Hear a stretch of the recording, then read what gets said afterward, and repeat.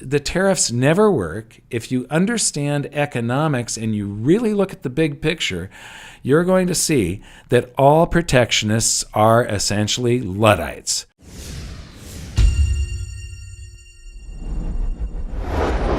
Hi, this is Mike Maloney, and 3 weeks ago, I did a video on some of Trump's new policies where I praised him for talking about reducing the amount of regulation because that is stifling business. But his protectionist policies in raising tariffs and trying to protect American jobs, I said that this never works out, that it always damages both economies involved. And boy, did that spark arguments among the listeners. And they wrote a lot of very good and very entertaining stuff, and stuff that I just believe to be absolutely wrong. One viewer wrote that protectionism works, as even Noam Chomsky have argued very convincingly. Even Hitler used protectionism, and it worked beautifully until he was attacked. Well, I have no sympathy for Hitler being attacked, so I'm sorry about that. I do want to say, Shalom Dan, what you wrote here is not only just right on, but you wrote this very well. You lay out some of the reasons that this has never worked and it never will. And Frederick, I've got another Frederick that you should read. And this is Frederick Bastiat. He was a French economist, and he wrote something called the Candlemaker's Petition in 1845. I highly recommend that everybody read this. It's very, very entertaining, and it is a very lucid argument against protectionism. And Frederick wrote a series of arguments about looking at both sides of the equation and not just looking at short-term effects of any policy, but look at the long-term effects as well. One of the long-term effects of protectionism is that as a society becomes more and more of an autarky, where they stop doing business with other societies and they become completely self-sufficient, is that this is one of the things that allows countries to wage war. When you're doing a bunch of trade with all of your neighbors, you're very unlikely to start a war with them because it'll interrupt supply lines. And so the heart of Nazism was national self-sufficiency, and they did that through a whole bunch of, they interrupted trade with a bunch of very high tariffs, and it is just one of the long-term outcomes. To look at some middle-term outcomes, long to middle-term, these are some of the absurdities that develop with protectionism. This vehicle here, the Volkswagen Amarok, as an American or a Canadian, you cannot buy this. You can buy it in the rest of the world, but you can't buy this here. And there's a whole bunch of other trucks that you can't buy.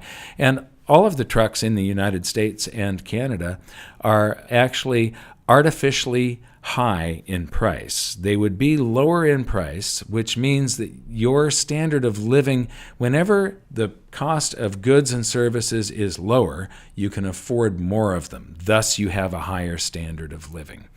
The reason our trucks are more expensive than they should be goes back to what is called the chicken tax.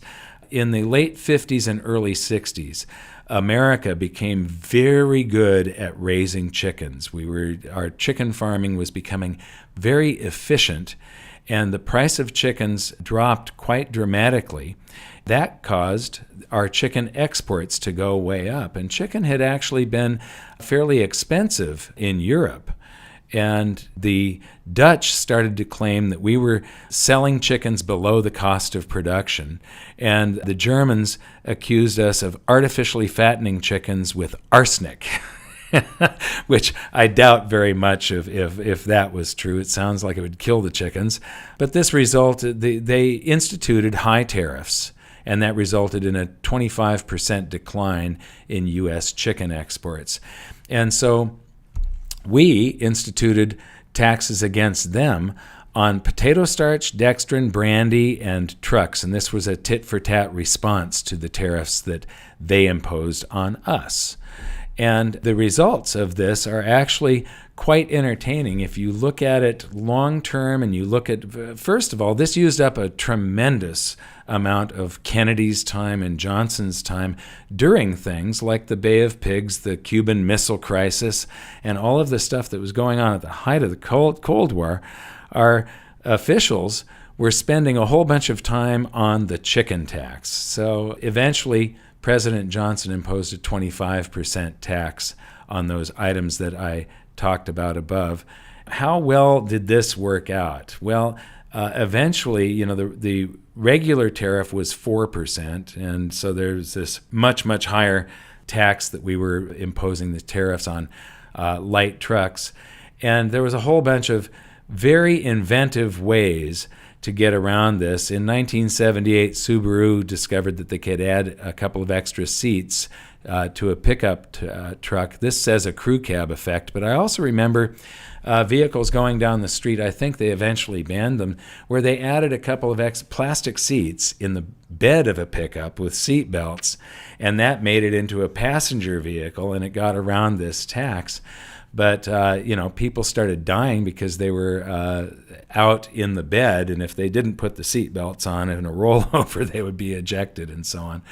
The most creative here, Ford imported all of its first-generation Transit Connect models, which is this model of truck right here.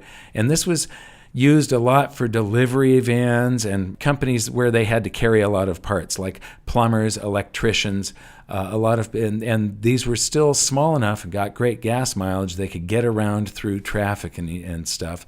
So great delivery van and so on. But the first ones were not being made here.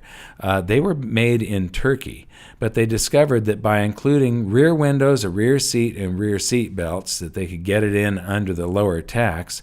Then when they got it to Baltimore, it was converted back into a light truck by taking out the windows and putting in metal panels, removing the rear seats and the seat belts, and then the removed parts were shredded and recycled in Ohio because that was cheaper than shipping them back to Turkey.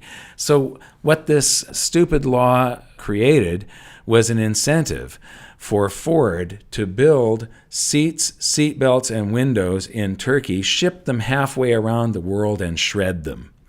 It's absolutely silly, but that was the way that they could supply us with this neat little van that they made over in Turkey at a reasonable price. Otherwise, you would have never seen the Transit Connect in the United States, and the first generation model proved that it was successful here. I think we're building them here now. I didn't do enough research into that, so I'm not sure. But the next article here is how Obama's tire tariffs have hurt consumers. This is from the Washington Post. It's very well written. I encourage people to read it. This is an analysis by the Washington Post on some different economists' analysis of the outcome of this tire tariff that Obama introduced. And so the analysis they thought was the best was by Hufbauer and Lowry. They noticed, if you note here, in 2008 and 2009, there's a big decline in the number of jobs in the U.S. tire sector, and then the Obama tire tariffs came in, and there was a net gain of about 1,200 jobs. But Hufbauer and Lowry think that that's actually a very generous number, and I think they're absolutely right, because this is the 2008 global financial crisis causing job loss, not the cheap Chinese tires. And this is the normal rebound that you would get, although that's a bit of an anemic rebound, especially since we had these high tariffs during that period on the cheap Chinese tires. So how much did it cost to save those 1,200 jobs? About $1.1 billion. The reason is that it caused the average tire price to go up by about 29%. And so without those cheap Chinese tires keeping the industry very lean and having to compete, the American manufacturers could raise the retail price of their tires that the consumer has to pay.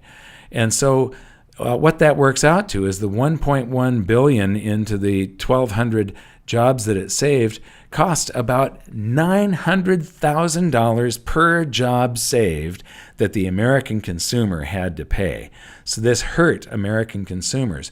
When you have to pay more for a product, your prosperity, your standard of living is lowered because you don't have extra currency left over to buy some other product. When the cost of goods is lower, you can buy more goods, thus your standard of living is higher.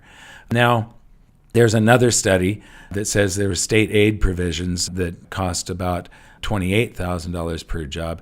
And then there were 3 other studies that determined that the cost per job was around $250,000.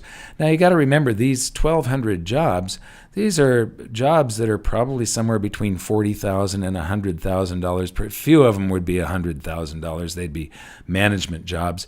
But these jobs that they save probably averaged $50,000 to $60,000 a year. We're spending at least $250,000 to save those jobs, and possibly up to $900,000. So what did that get us? That hurt the American consumer, and it also hurt the Chinese factory workers, where the number of jobs there were lowered because the imports from China fell by 67%. So it hurt economies on both sides of this equation. When there's a tariff between two economies, both economies end up suffering. And you can only claim it as a victory if you're looking at only one half of the economic equation. Now, sometimes countries will say that another country is dumping. And when they're talking about dumping, what they're usually talking about there is where one government will subsidize an industry by giving grants and actually paying manufacturers to manufacture stuff and sell it below cost so that they can dominate an industry. And people will claim, oh, well, it should be illegal, that's bad, that we should institute some real high tariff so that they can't sell us stuff so cheaply. Well, if the cost of something is lowered by half and you spend half as much, now you can buy twice as much, so your prosperity does increase. If China wants to tax their citizens so that they can subsidize some industries so that they can lower my cost of living by 20%, then I have a 20% higher standard of living, and they're going to have a conversely lower standard of living because of it. If we then institute high tariffs, it just lowers my standard of living by raising my cost of living. And so the tariffs never work. If you understand economics and you really look at the big picture, you're going to see that all protectionists are essentially Luddites.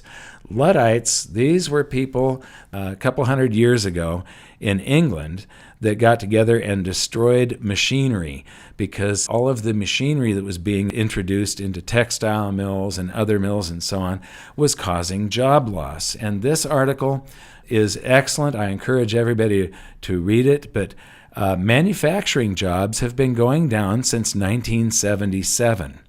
But yet the manufacturing output in the United States has been rising during that whole period of time.